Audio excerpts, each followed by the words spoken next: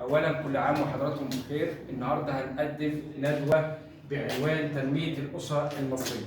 هنتكلم عن محاور معينة في تنمية الأسرة المصرية. أول محور معانا هنتكلم عن تنظيم الأسرة وحياة كريمة وحملة مليون صحة، وأخيرا هنتكلم عن جهود الدولة في تنمية الأسرة المصرية.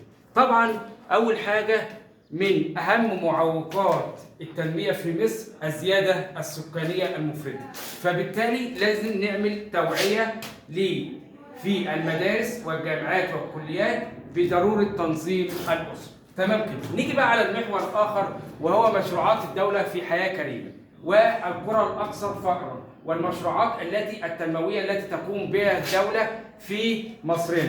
أول حاجة بناء المدارس، ثاني حاجة الطرق والكباري وغيرها من مشروعات الحياة الكريمة. طيب، أول حاجة الوزارة عملت حصر بعدد القرى الأكثر احتياجا، وعملت المشروعات التنموية في مصر عموما. يبقى أول حاجة اتكلمنا عليها تنظيم الأسرة ومشروعات الدولة اللي هي حياة كريمة وحملة مليون صحة، ودي احنا لامسينها في المستشفيات وعلاج فيروس سي وغيرها من المشروعات التنموية وتوفير الأدوية لمرضى السرطان وغيرها. طيب، نيجي بقى نتكلم عن جهود الدولة في تنمية الأسرة المصرية. أهم نقطة التوعية بأهمية تنظيم الأسرة، دي نقطة مهمة جدا، وتوعية المشروعات التنموية اللي موجودة في مصرنا الحالي.